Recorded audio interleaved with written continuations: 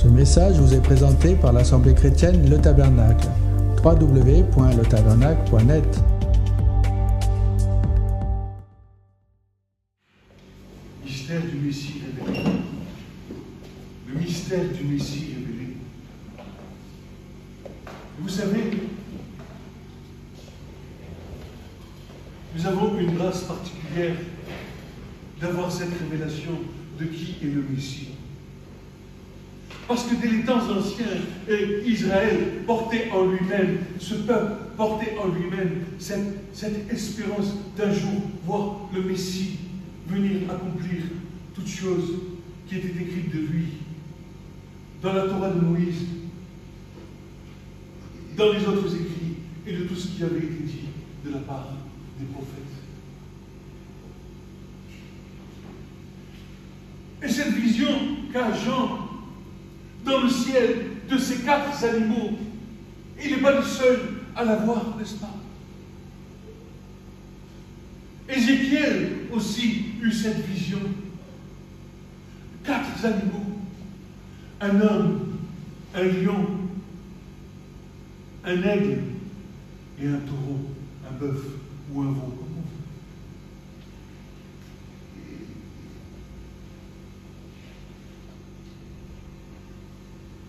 Et les 4 évangélistes, Matthieu, Marc, Luc et Jean, vont à chacun, à leur manière, nous raconter l'histoire du Messie, selon ces 4 modèles.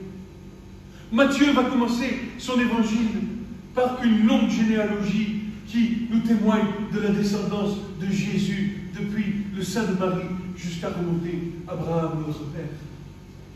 Marc, lui, va nous témoigner, Matthieu va donner cette couleur du Messie comme étant le Fils de l'homme, le plus beau des Fils de l'homme, comme dit le psaume. Et puis Marc, lui, il va commencer son évangile par cette parole qui dit « La voix qui crie dans le désert, le lion rugissant ».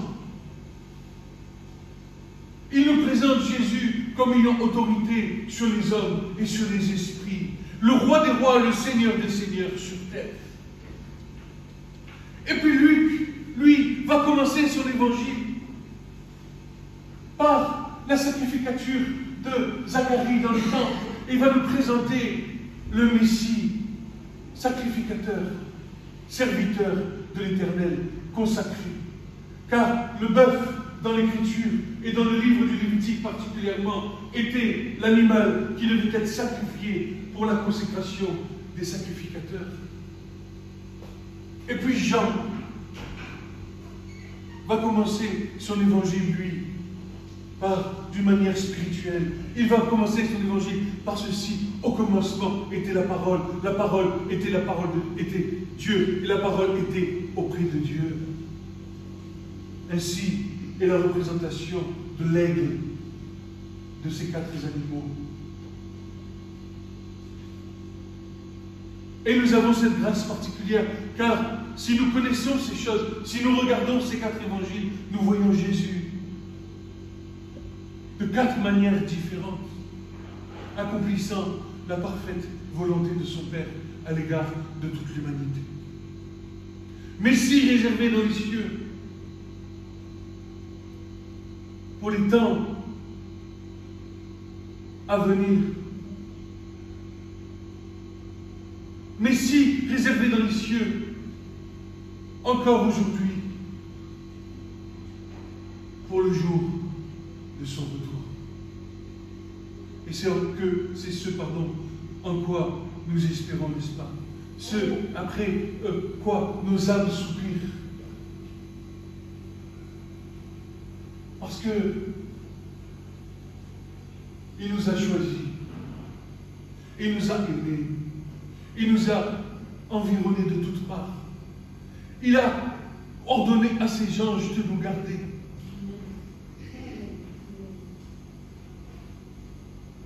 Oui, mon frère, ma soeur, tu es gardé par la parole de Dieu.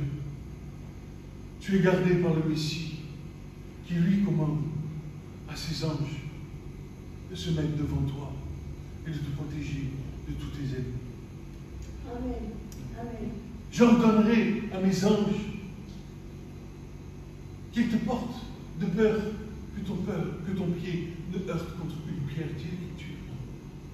J'ordonnerai à mes anges. Et nous voulons être ce matin tous ensemble comme des petits enfants. Car c'est à de tels qu'appartient le royaume des cieux. À de tels appartient l'entrée dans le royaume de Dieu. Et nous l'avons vu vendredi soir. Qu'est-ce que ton Dieu veut de toi? Qu'est-ce que ton Dieu te réclame?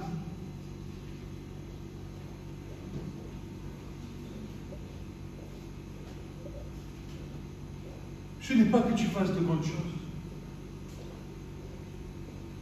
D'ailleurs, le Seigneur dit ceci, parce que tu as été fidèle en peu de choses. L'essentiel de ta vie avec le Seigneur, c'est que tu sois fidèle avec lui en peu de choses. Alors, lui, parce que tu as ce désir dans ton cœur de lui être fidèle dans les petites choses, un jour, il t'en confiera de grandes. En peu de choses. Et pour être fidèle en peu de choses pour le Seigneur, il faut avoir cette caractéristique, n'est-ce pas? Et c'est le prophète Michée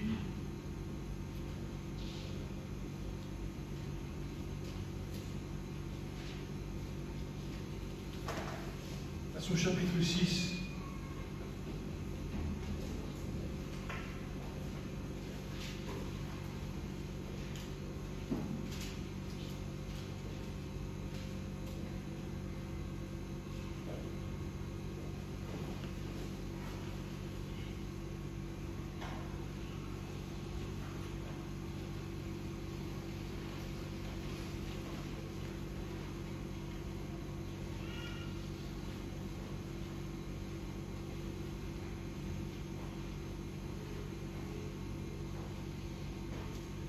Et de son verset 6, chapitre 6, versets 6 à 8, nous dit ceci.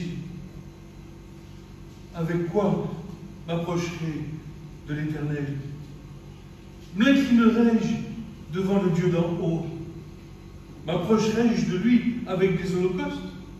Avec des veaux âgés d'1 an? L'Éternel prendra-t-il plaisir à 1000 milliers de béliers, à des myriades de torrents d'huile? Donnerai-je mon premier-né pour ma transgression, le fruit de mon ventre pour le péché de mon âme? Il t'a déclaré, ô homme, ce qui est bon. Et qu'est-ce que l'Éternel recherche de ta part? Sinon que tu fasses ce qui est droit, que tu aimes la bonté et que tu marches humblement avec ton Dieu.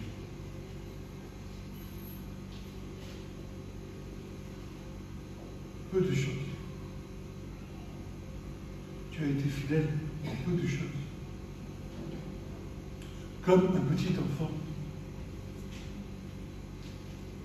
Des fois, je me sens comme un petit enfant avec mon Seigneur. Je fais une bêtise et je cours dans ses bras, je pleure comme mes enfants lorsque ton enfant, ton petit enfant, je parle des petits enfants, parce que les grands, les cœurs se sont endurcis, mais un petit enfant, lorsque il fait une bêtise et que juste tu le regardes avec ses yeux parce qu'il a fait une bêtise, alors tout de suite, tu sais ce qu'il fait le petit enfant? Il se met à pleurer. Il pleure et il court vers toi. Il vient chercher du réconfort auprès de toi.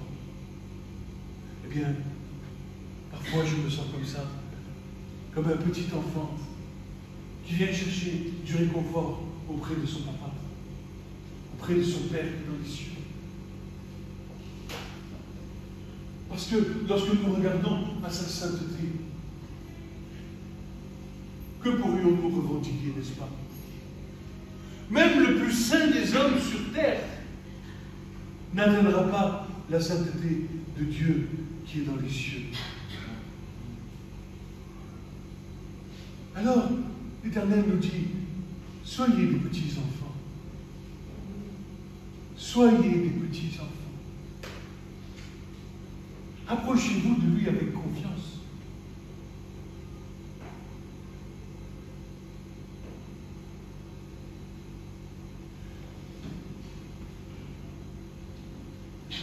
Approche-toi de lui avec confiance, dit le Seigneur. Et je te ferai marcher. Et je te conduirai auprès des eaux paisibles, auprès des sources d'eau vive qui remplissent ton âme, desséchée par la chaleur de ce désert que nous traversons ici-bas sur terre, n'est-ce pas? C'est le but de l'Évangile, que nous puissions marcher pas à pas avec le Seigneur, sans crainte. Et de jour en jour, laisser ce qui nous pèse. Et comme un petit enfant, tu viens auprès de lui et tu dis, Seigneur, prends mon fardeau, prends ce qui me pèse, parce que je ne peux plus le supporter. Ce n'est pas de te regarder dans le miroir et de voir comment tu es moche qui compte. Mais c'est de regarder dans le miroir ce que le Seigneur est en train de faire de toi, en toi. Car il a dit ce matin, je rebâtirai les ruines de ta vie. Je rebâtirai tous les fondements.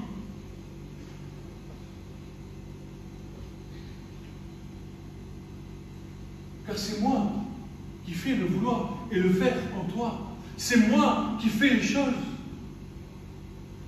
Croyez-vous qu'Israël se retrouve réuni dans son pays, dans sa terre, selon sa propre volonté? Disséminé parmi les nations pendant 2000 ans. Et voici, en 1947, le miracle s'opère. Une terre est créée, Israël. Je te rassemblerai, avait prophétisé le prophète.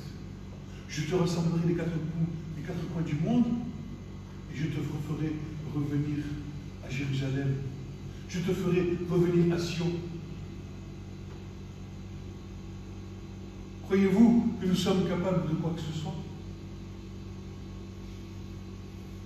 C'est le Seigneur qui fait. C'est lui qui fait dans nos vies. Ce n'est pas nous. Nous nous laissons conduire.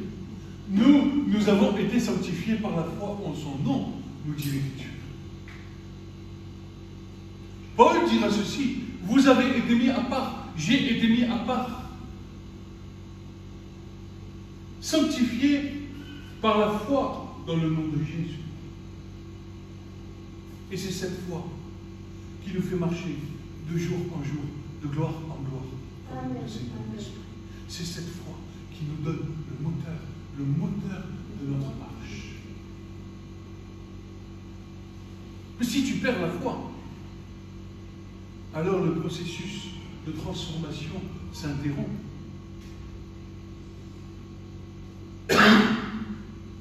Paul, à la fin de sa vie, se considérait encore comme un homme pécheur. Et dit à son enfant Timothée,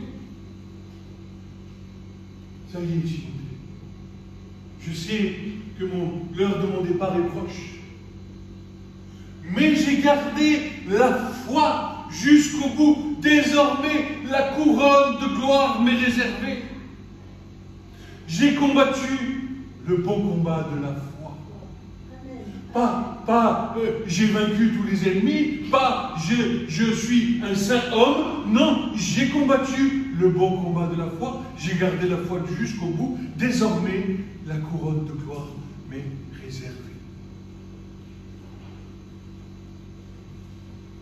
Vous savez, le Seigneur, moi, je travaille mon cœur en ce moment, je ne sais pas pourquoi. De garder la foi, d'être encouragé, de ne pas perdre l'espérance, parce qu'il y a un besoin dans l'Église aujourd'hui, parce que nous voyons que nous prions, on voit que les promesses ne s'accomplissent pas, on voit que parfois on lève la voix, mais les choses ne semblent pas bouger.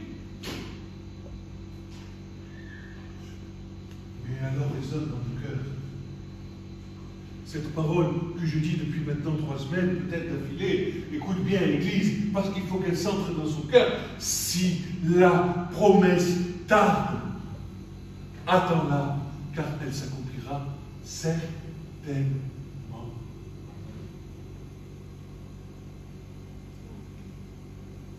Si la promesse tarde, elle s'accomplira certainement. Alors, attends-la. Amen. Attends-la. Pourquoi? Parce que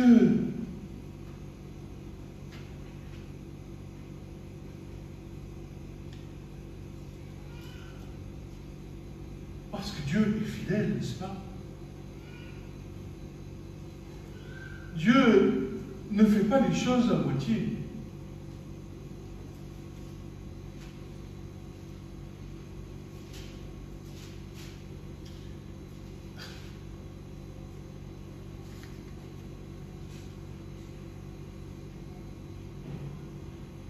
Et le premier commandement, qui n'est pas un commandement mais une promesse, est celui-ci que Dieu va faire à son peuple Israël.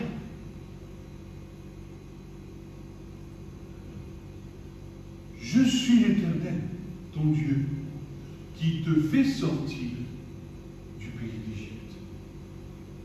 Je te fais sortir du pays d'Égypte. Tous les jours, je te fais sortir du pays de la servitude.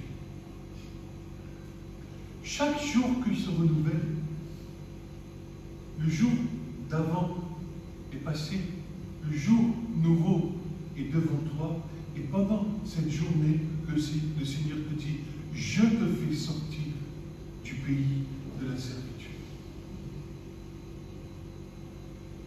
Et ça dure.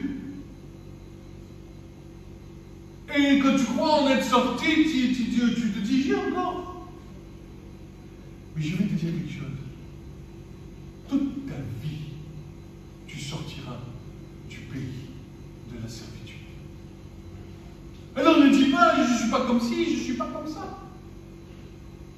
Car c'est toute ta vie. Parce que là où la chose passée deviendra ancienne, viendra une chose nouvelle qu'il faudra encore que le Seigneur te fasse sortir de ce pays de la servitude. Des choses qui n'étaient pas connues.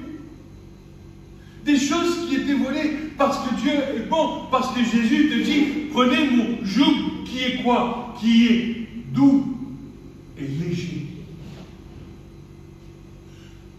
Tu ne crois pas que le Seigneur va te faire sortir du pays de la servitude et qu'il va te ouvrir les yeux sur tout ce qui t'attend dans ta vie jusqu'à la fin de tes jours? Sinon, tu vas mourir d'une crise cardiaque.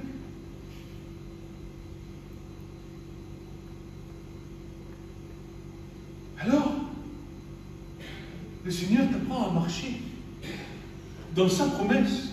Je te fais sortir du pays de la servitude. Et pour que tu puisses comprendre ces choses, pour que tu puisses les assimiler, alors l'Écriture nous parle. Parce que bien souvent, vous savez, on a les oreilles un peu bouchées. Et puis, des fois, tu passes sur des passages de l'Écriture comme ça. Et moi, j'ai un passage qui m'a souvent parlé et qui me parle encore. Et je crois qu'il me parlera et qui vous parlera tous les jours de votre vie, n'est-ce pas? Et c'est le prophète Osée qui va en parler.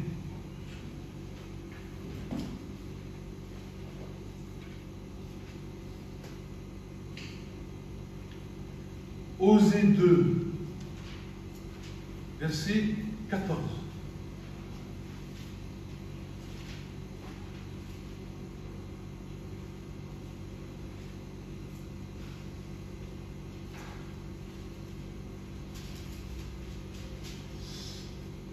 Qu'est-ce qu'il nous dit ce prophète?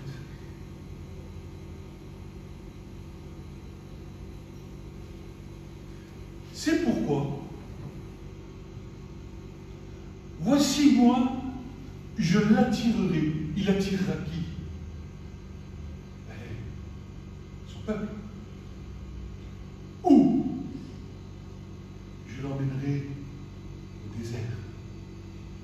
Qui ne passe pas par des moments de désert dans sa vie? Moments de désert spirituel. Et pendant ce moment de désert, qu'est-ce que fait le Seigneur? Eh bien voilà, je parlerai à son cœur. De là, je lui donnerai ses vignes et la vallée d'Accord pour porte d'espérance. Et là, elle chantera comme dans les jours de sa jeunesse, au jour où elle monta du pays d'Égypte. Quand le Seigneur vient te chercher dans ta vie, tu es plein de joie, plein de feu, plein, tu as soif, tu es rempli de feu pour le Seigneur. Et petit à petit, une espèce de lassitude t'envahit. Et pour éviter que tu ne meures, le Seigneur te prend et t'attire dans le désert afin de ranimer ton feu, le feu que le Seigneur avait mis au départ, et afin que tu sois dans le même état que le jour où le Seigneur t'avait fait sortir du pays d'Égypte. Et il va parler à ton cœur. Et je vais te dire, mon frère, ma soeur, ce n'est pas les litanies de prière, ce n'est pas de lire la parole comme ça et de ne rien comprendre qui va faire que tu vas avoir un feu dans ton cœur pour le Seigneur. C'est quand le Seigneur va donner une parole qui va toucher ton cœur. C'est quand le Seigneur donne une parole qui touche ton cœur. Ce n'est pas ton intelligence, ça se passe dans ton cœur.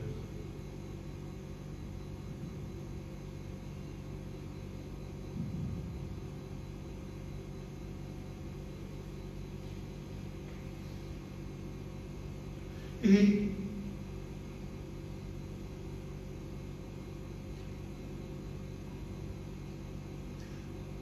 le Seigneur connaît le temps que nous avons passé en Égypte. Le temps que, lorsque nous étions errants, comme Caïn, lorsque nous ne faisions pas encore partie des gens de la maison de Dieu, comme dit l'Écriture, n'est-ce pas? Et pendant ce temps, de nombreuses choses se sont mises en travers sur le chemin de nos vies. Nos projets, nos désirs, tout ce que nous avons pu peut-être essayer de faire pour nous en sortir de ce monde, de ce rouleau compresseur.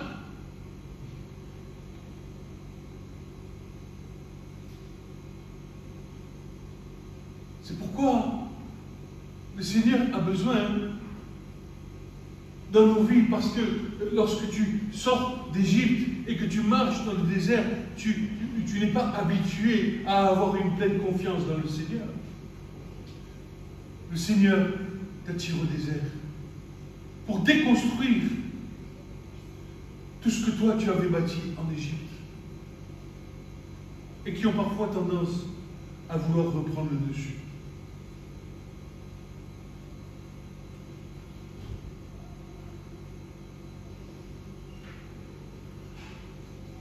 L'orgueil,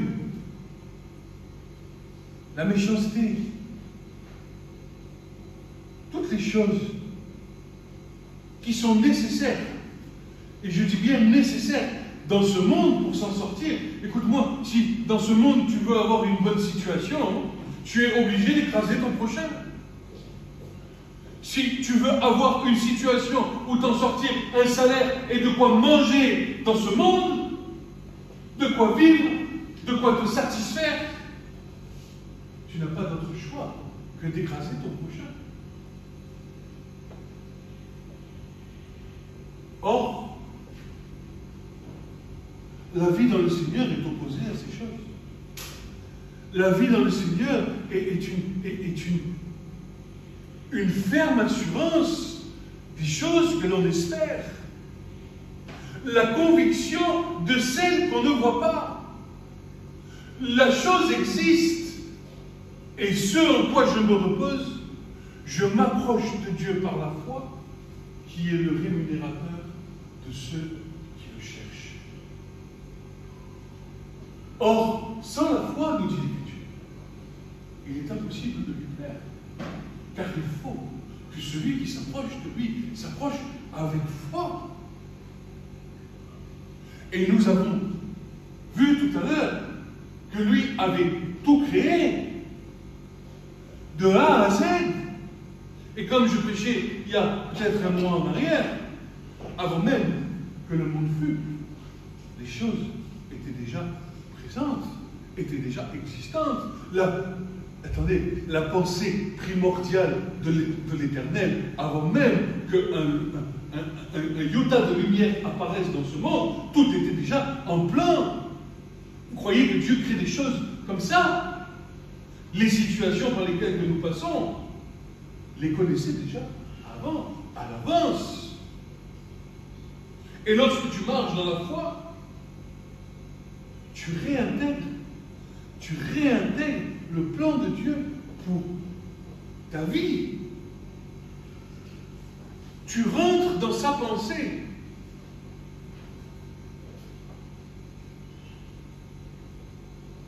Pensée de Dieu, et non pas du monde.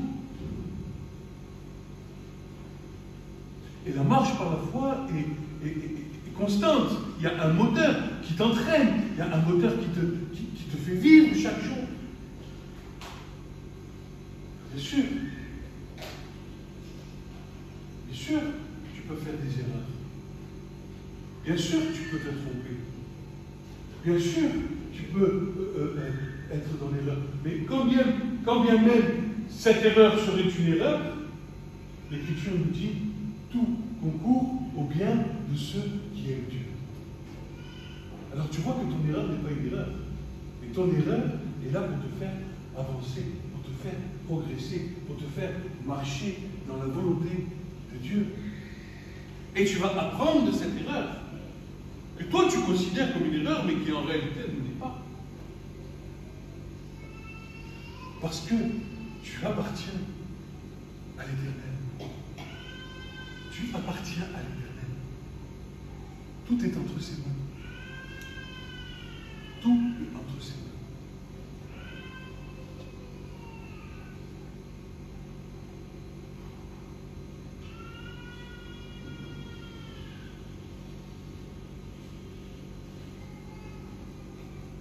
Jérémie le prophète, passage que nous connaissons tous par cœur, n'est-ce pas? Il est bon de nous rappeler.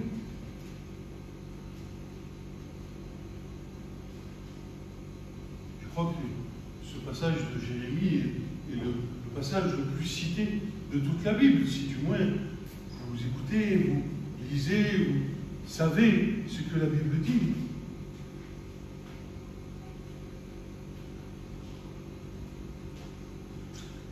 Jérémie 31 nous dit ceci. En ce temps-là, dit l'Éternel, je serai le Dieu de toutes les familles d'Israël. Ils seront mon peuple. Ainsi dit l'Éternel, le peuple des réchappés de l'épée a trouvé grâce. Où ça? A trouvé grâce où ça? A trouvé grâce dans le désert. Je m'en vais donner du repos à Israël. L'Éternel m'est apparu de loin. Et qu'est-ce qu'il dit au prophète? Je t'ai aimé d'un amour éternel, c'est pourquoi je t'attire avec bonté. Je te bâtirai encore et encore, et tu seras bâtie, Vierge d'Israël. Tu te pareras encore de tes tambourins, et tu sortiras dans la danse de ceux qui s'égaient. Tu planteras encore des vignes sur les montagnes de Samarie. Les planteurs les planteront et en mangeront le fruit. Car il y a un jour auquel les gardes crieront sur la montagne d'Éphraïm. Le savez-vous? Et nous monterons à Sion vers l'Éternel, notre Dieu. Car ainsi dit l'Éternel, exultez d'allégresse au sujet de Jacob. Poussez des cris de joie à la tête des nations. faites éclater la louange et dites, l'Éternel sauve, sauve ton peuple, le reste d'Israël. Voici, je les fais venir du nord, je les rassemble des extrémités de la terre, et parmi eux, l'aveugle et le boiteux, la femme enceinte et celle qui enfante, une grande congrégation, et ils retourneront ici, ils viendront avec des larmes, écoute bien, c'est tout l'Éternel qui parle, je les conduirai dans des supplications, je les ferai marcher vers les torrents d'eau par un chemin droit, et ils ne trébucheront pas, car je serai pour père à Israël, et Éphraïm sera mon premier-né. Nation, écoutez la parole de l'Éternel, annoncez-la aux îles éloignées, et dites, celui qui a dispersé Israël le rassemblera et le gardera comme un berger son troupeau.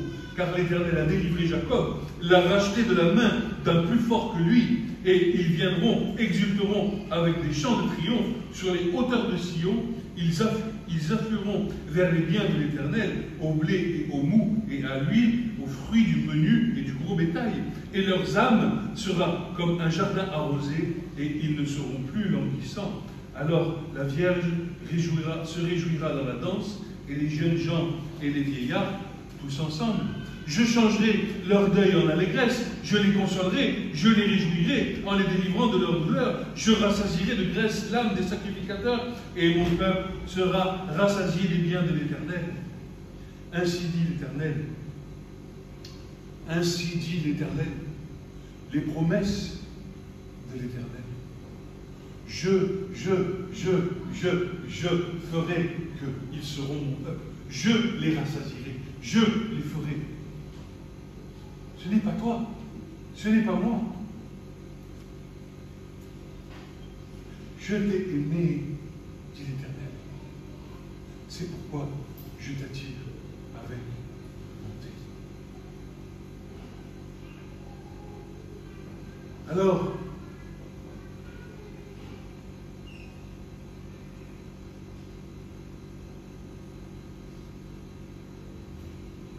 quel regard devons-nous avoir sur nos propres vies? Quel regard devons-nous avoir sur l'Église? Quel regard devons-nous avoir sur Israël? Eh bien, nous devons avoir le regard de l'Éternel, qui lui n'abandonne pas son peuple, qui lui change, lui transforme. Et nous devons nous appuyer sur ses promesses et lui rappeler ses promesses, comme j'avais ce matin sur mon cœur. Seigneur, nous te rappelons ces choses. Tu as promis dans ta parole, Seigneur, de nous rassasier. Tu as promis dans ta parole, Seigneur. Alors fais-le. Et ne tarde plus, Seigneur. Car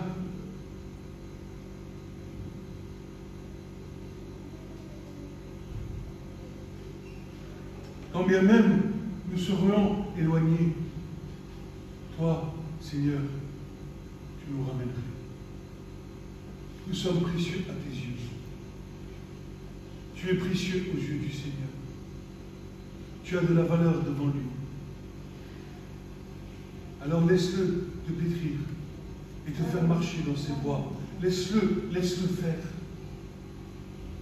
Laisse-toi faire. Si seulement tu entends sa voix. Si seulement tu entends sa voix. Si tu n'entends pas, c'est un autre problème. Et ce problème, c'est un problème de cœur. C'est la maladie du cœur qui s'est endurcie avec les années et avec l'âge.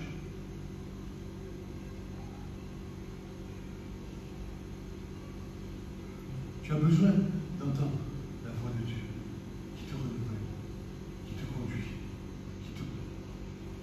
qui te reprend aussi parfois. Souvent, j'entends Yvette me dire, Seigneur, merci, tu me reprends. Merci, Seigneur. Parce que les choses dans lesquelles je me réjouis, c'est d'entendre ma sœur dire à son vieil âge, Seigneur, tu me reprends.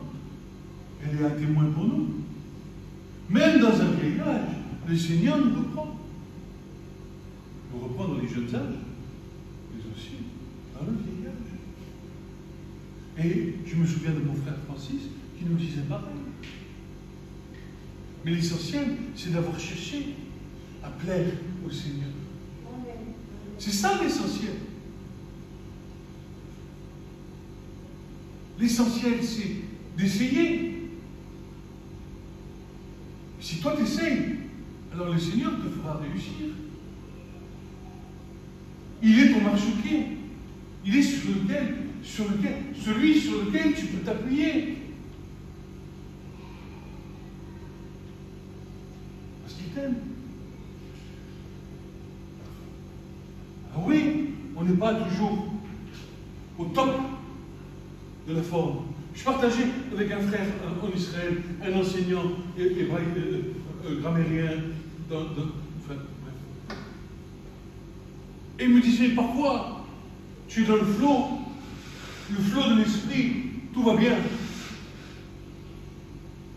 D'un jour à l'autre, à une seconde, tu tombes par terre, tu ne sais même plus où tu es.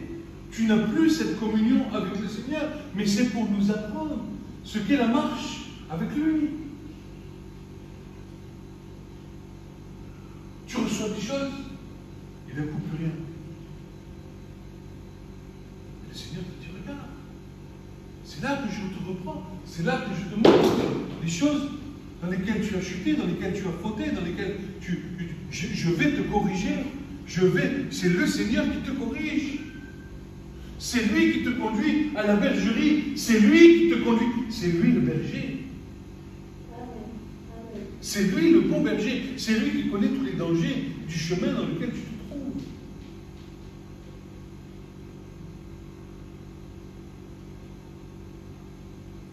C'est pour ça que Paul dit, si Dieu, écoute bien, si Dieu est avec toi, si Dieu est avec nous, qui sera contre nous? Mais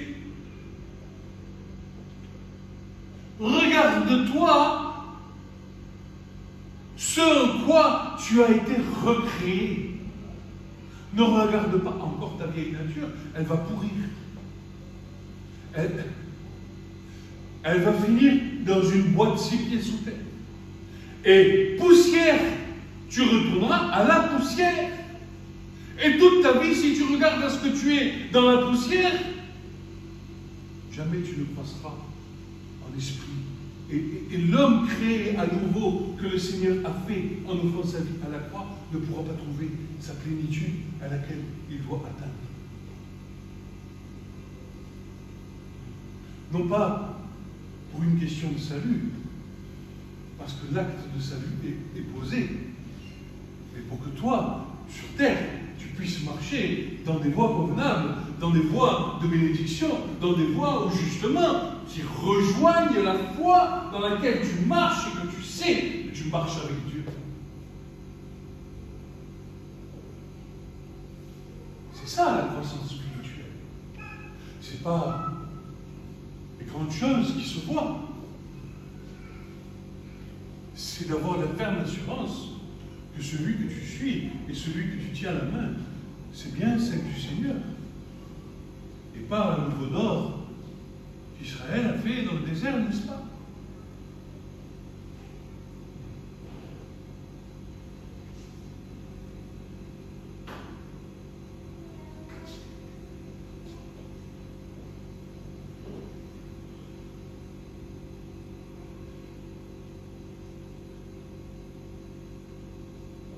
Il faut donc que celui qui s'approche de l'Éternel s'approche avec foi devant lui. Ici, Hébreux 10.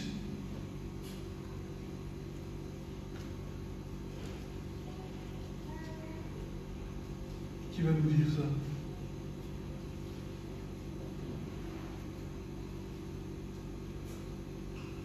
Épître aux Hébreux.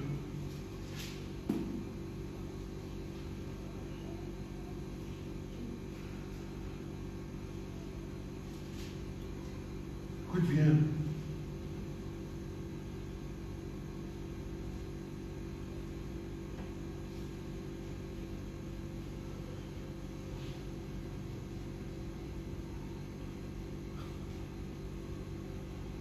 Écoute ce que dit le Seigneur, je t'en prie, Église. Parce qu'il faut qu'il y ait des choses qui s'ancrent dans nos cœurs, afin qu'elles ne soient plus, ne soyons plus ballottés comme ça, de ça et de là, à tout vent de doctrine. Soit Jésus a fait l'œuvre, soit il ne l'a pas fait, soit il l'a faite. Et s'il l'a faite, alors tu peux t'appuyer là-dessus. Car par une seule offrande, il a rendu parfait et à perpétuité ceux qui sont sanctifiés.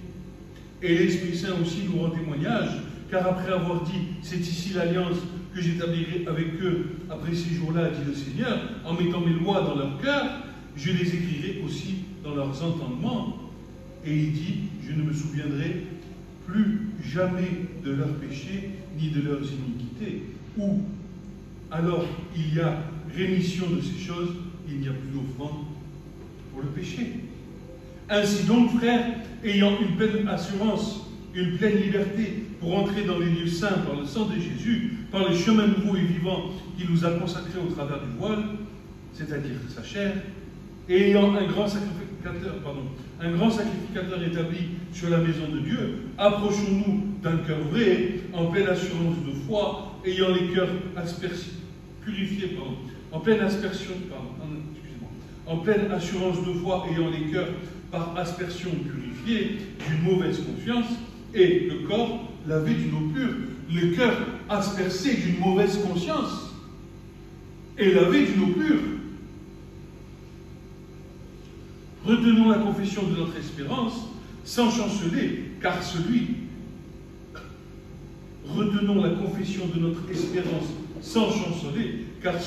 qui a promis est fidèle, et prenons garde l'un à l'autre pour nous exciter à l'amour et aux bonnes œuvres. N'abandonnons pas le rassemblement de nous-mêmes, comme quelques-uns ont l'habitude de faire, mais nous exhortant l'un et l'autre, et cela d'autant plus que vous voyez le jour d'approcher. Et tu vois la vision que Paul avait, vision prophétique de la fin des temps.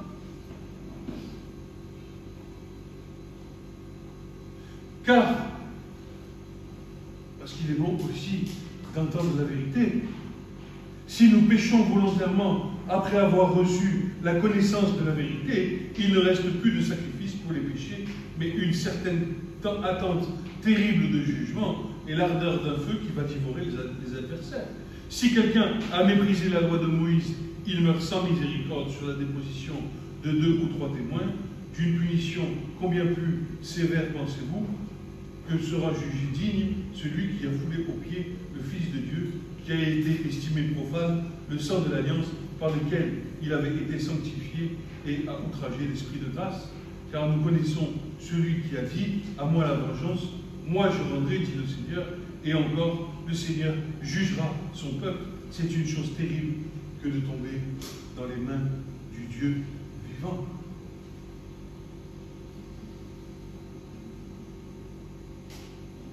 Parce qu'il nous a rendus et qu'il nous a sanctifiés et qu'il nous a mis à part, nous avons besoin de croire que lui est fidèle et lui nous fera marcher dans les voies de la sanctification, dans les voies de la marche qui nous conduit vers le royaume éternel. Hébreux 11 nous dit ceci: or, sans la foi, il est impossible de lui plaire, car il faut que celui qui s'approche de Dieu croit que Dieu est et qu'il est rémunérateur de ceux qui le recherchent.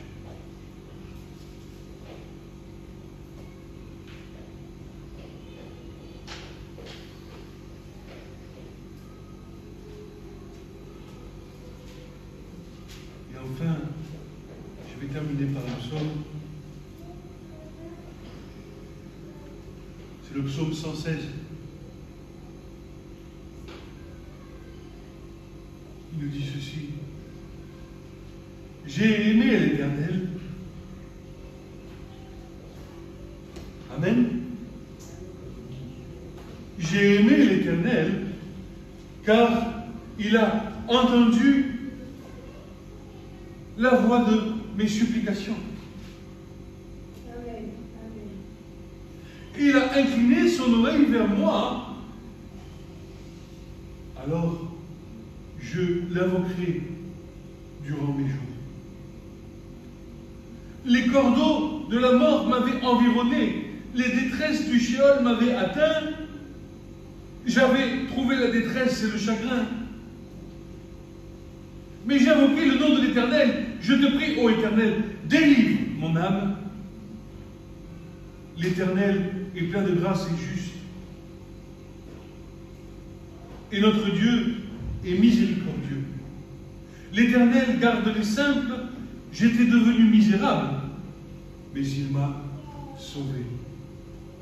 Mon âme, retourne en ton repos, car l'Éternel t'a fait du bien, car tu as délivré mon âme de la mort, mes yeux des larmes, mes pieds de la chute. Je marcherai devant l'Éternel dans la terre des vivants. J'ai cru, c'est pourquoi j'ai parlé, j'ai été fort affligé. Je disais en mon agitation, tout homme est menteur. Que rendrai-je à l'Éternel pour tous les biens qu'il m'a fait? Je prendrai la coupe du salut, j'invoquerai le nom de l'Éternel, j'acquitterai mes vœux envers l'Éternel, oui, devant tout son peuple, précieuse aux yeux de l'Éternel et la mort de ses saints. Je te prie, ô Éternel, car je suis ton serviteur. Je suis ton serviteur, le fils de ta servante, tu as délié mes liens, je te sacrifierai des sacrifices d'action de grâce, j'invoquerai le nom de l'Éternel, j'acquitterai mes vœux envers l'Éternel, oui, devant tout son peuple, dans les parvis de la maison de l'Éternel, au milieu de toi, Jérusalem, louez l'Éternel. Amen. Amen.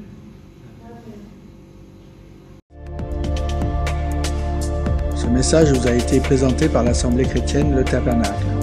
www.letabernacle.net